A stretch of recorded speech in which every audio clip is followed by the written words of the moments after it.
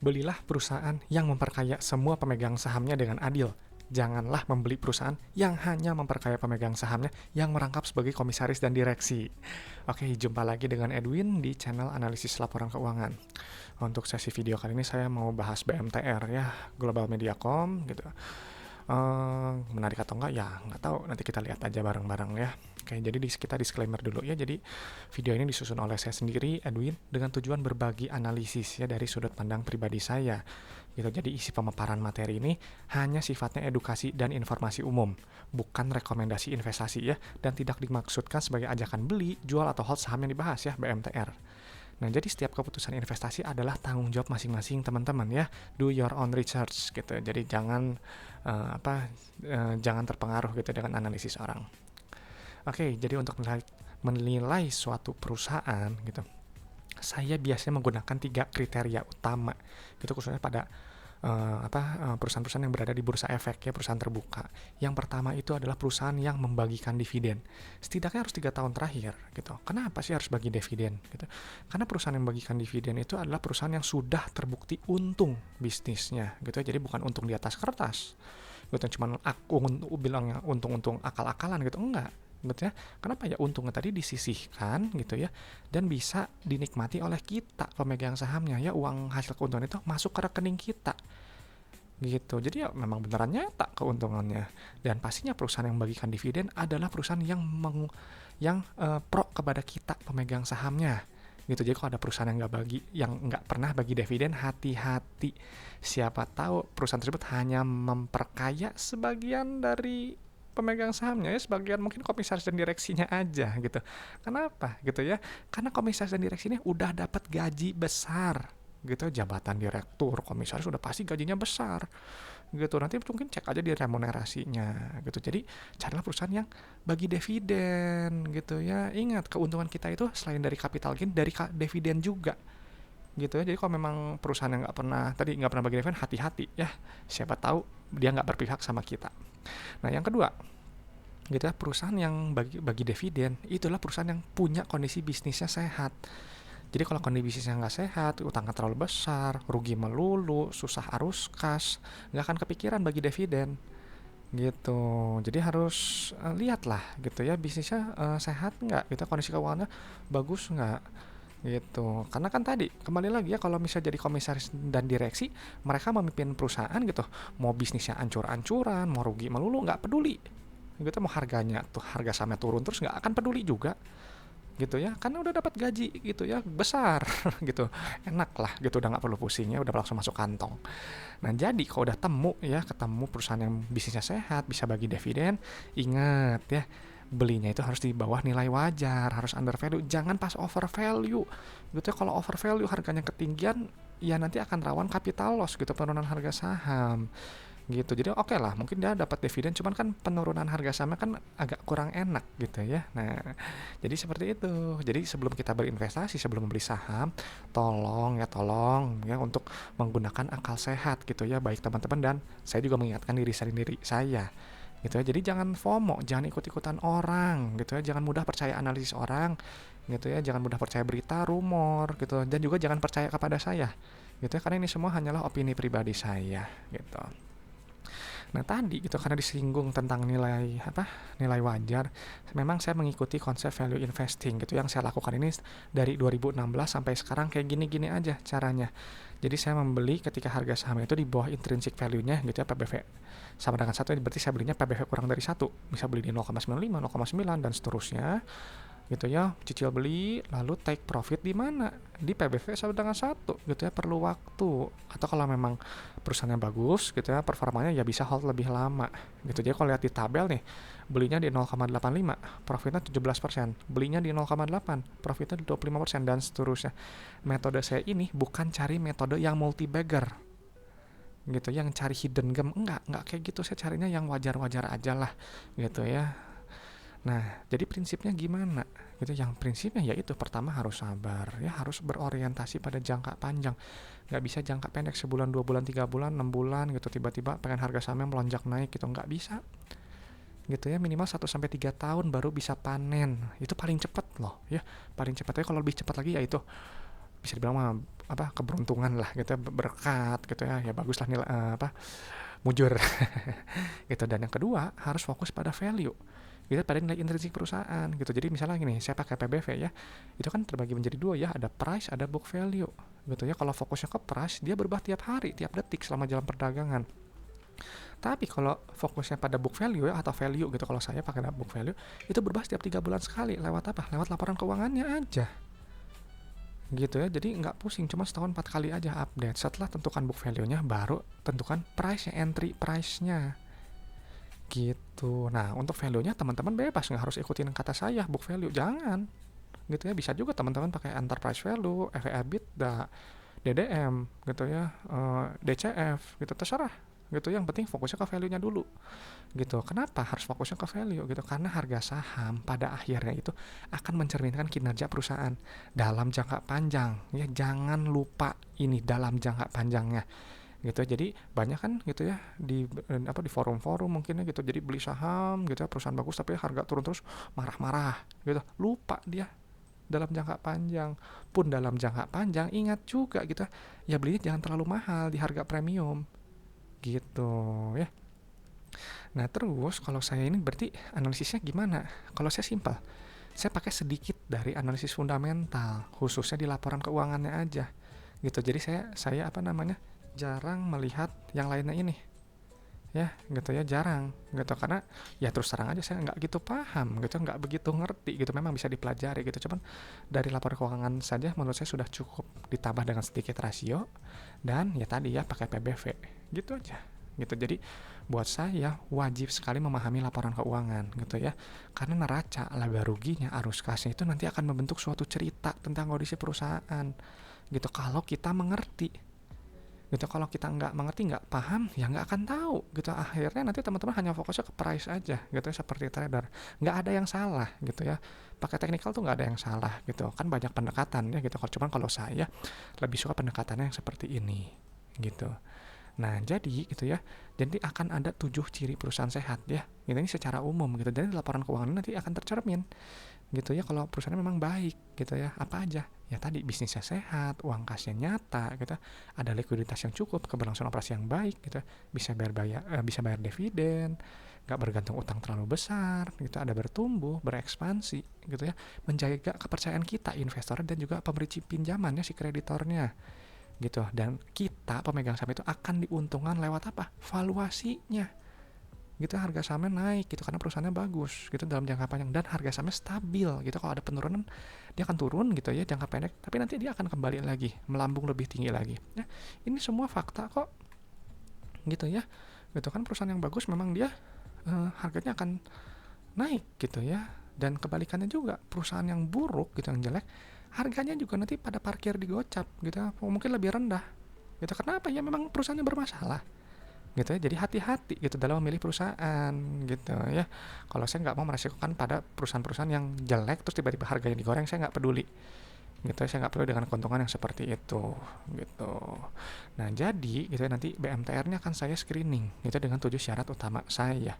Yang pertama dividen, saldo laba, PBV wajib kurang dari 1, PER gitu, CFI dan CFO, CFI dan CFF gitu ya. Ini aja nanti sambil kita pindahin di laporan keuangan ya, dan nanti dipindahin ke sini Excel kayak gini ya. Nah nanti teman-teman nih bisa download gratis ya, ada di linknya, ada di deskripsi, passwordnya ALK Edwin gitu.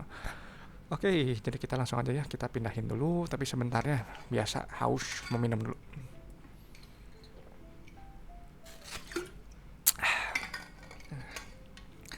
Oke, BMTR ya.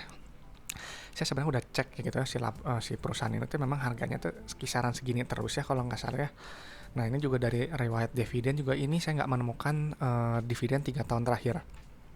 Jadi kalau saya itu mencari dividen, perusahaan yang bagi dividen itu minimal 3 tahun terakhir ya gitu. Kalau perusahaan yang bagi dividen, dia perusahaan udah stabil gitu. Jadi ini udah buat saya sih udah kutip red flag ya gitu ya. Dia nggak lolos screening. Kenapa nggak bagi dividen? Kenapa nggak bagi dividen? Tanda tanya gitu ya. Apakah dia rugi melulu, ataukah dia syarat arus kas, atau ada hal lain? Nah, nanti kita bisa cek di laporan keuangannya.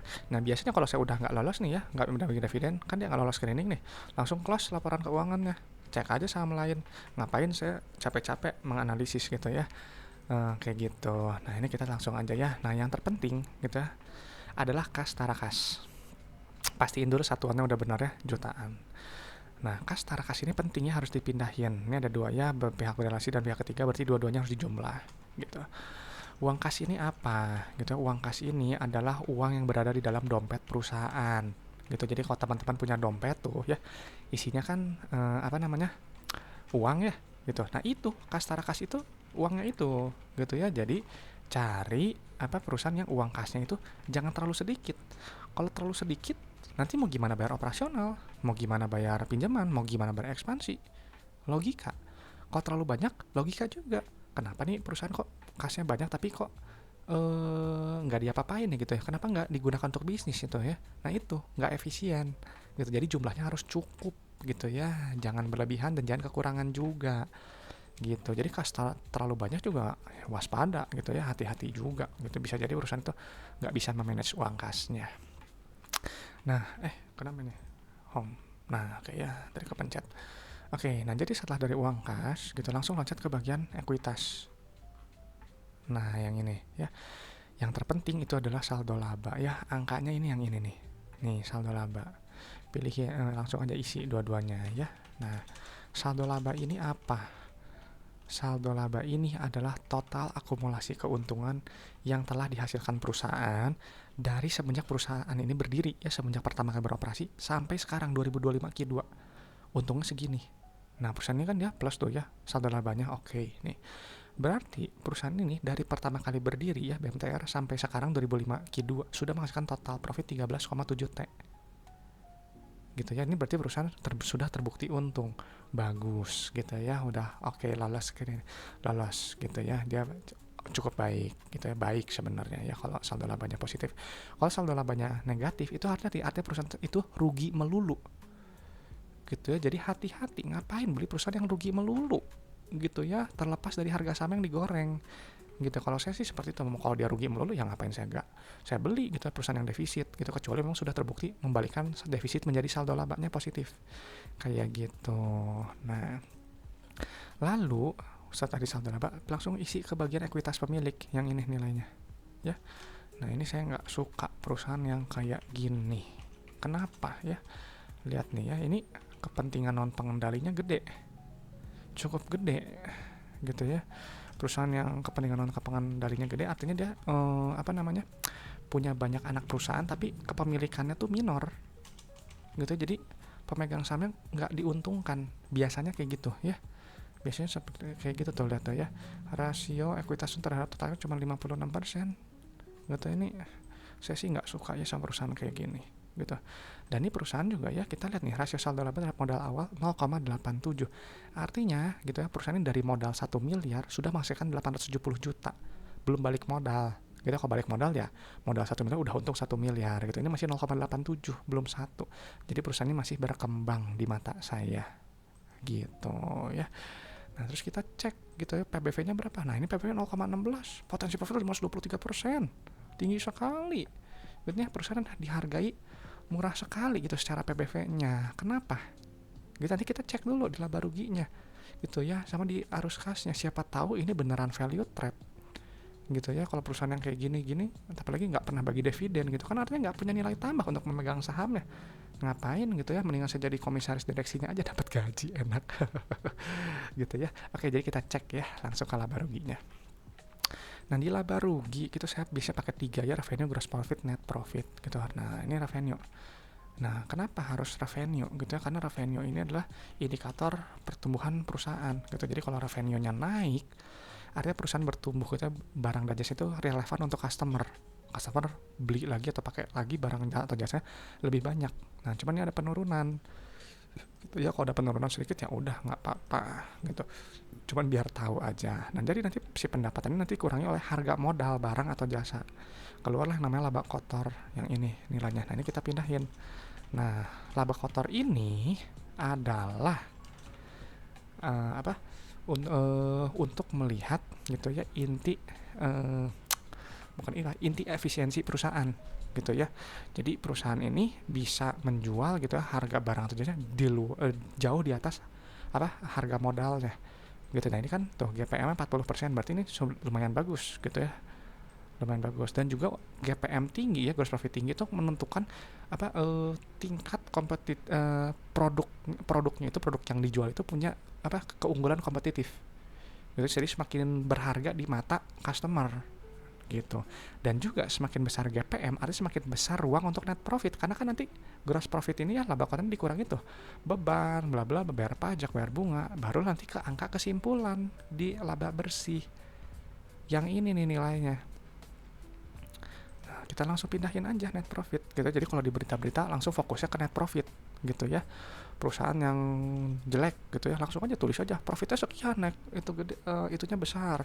Terus orang-orang langsung pada uh, borong beli gitu ya, tanpa nggak tahu apa yang dia beli perusahaannya gitu ya. Jadi kita harus cek gitu ya, nggak apa-apa telat sedikit gitu ya, kita cek sedikit, lebih aman daripada kita meresikokan uang kita akhirnya jadi loss, rugi. Nah ini Pera udah keluar ya, net profitnya sekian, Pera juga murah nih ya, 4 gitu, di bawah 5 malah ya. Ini perusahaan uh, agak visi juga ya gitu ya.